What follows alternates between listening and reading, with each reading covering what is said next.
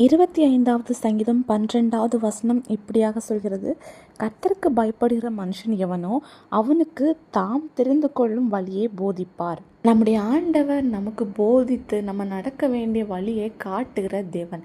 யாருக்கு ஆண்டவர் போதிப்பார், யாருக்கு அவருடைய வழியை தெரிவிப்பாருன்னு பார்க்கும்போது, ஆண்டவருக்கு பயந்து அவருடைய வழிகளில் நடக்கிற மனுஷங்களுக்கு தான் ஆண்டவர் அவருடைய வழியை போதிப்பார்.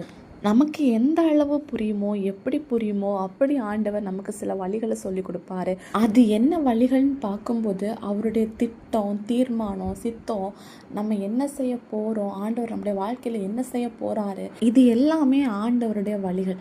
அவரை உண்மையாக ஆராதிச்சு அவரையே நம்பி வாழ்கிற ஜனங்களுக்கு ஆண்டவர் தன்னுடைய வழியை மறைக்கவே மாட்டார்.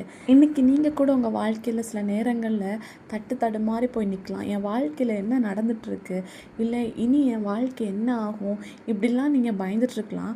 ஆனால் இப்படிப்பட்ட சூழ்நிலையில் நீங்கள் ஆண்டவருக்கு பயந்து ஏசப்பா சொல்கிற வழிகளில் நீங்கள் நடக்கும்போது ஆண்டவர் அவருடைய சித்தத்தை உங்களுக்கு வெளிப்படுத்துவார்.